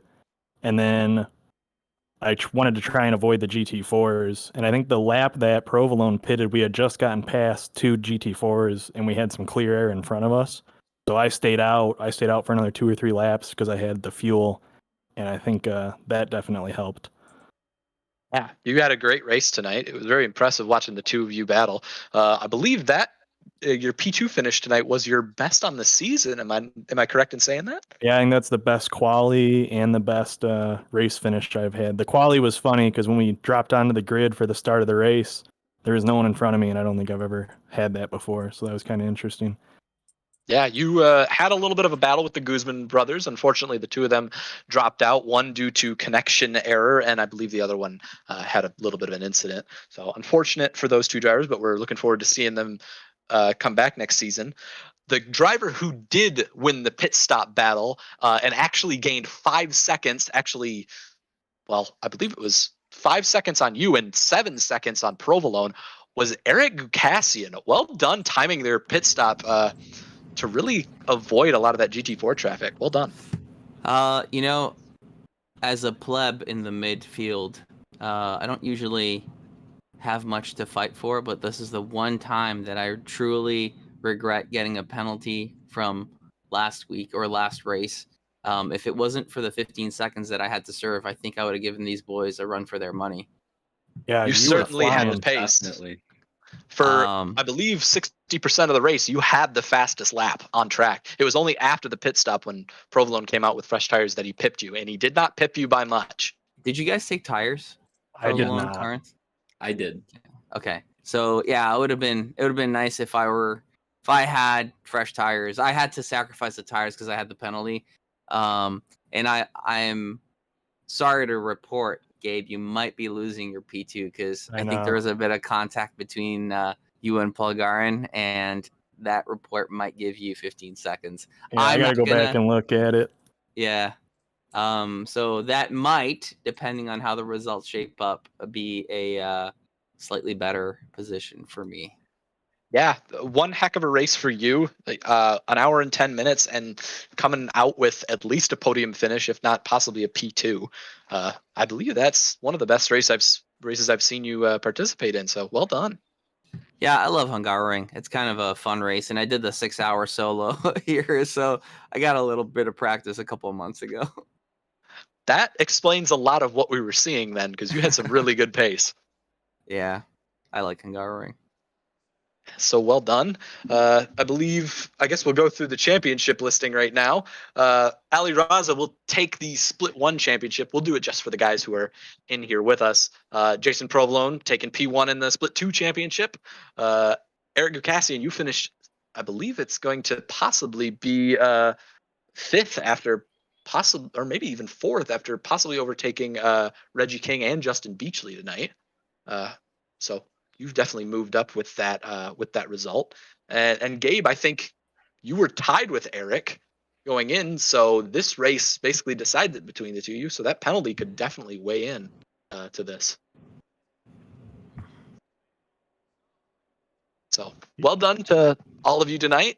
Congratulations on a fantastic season. Eric, what are the leagues that are coming up?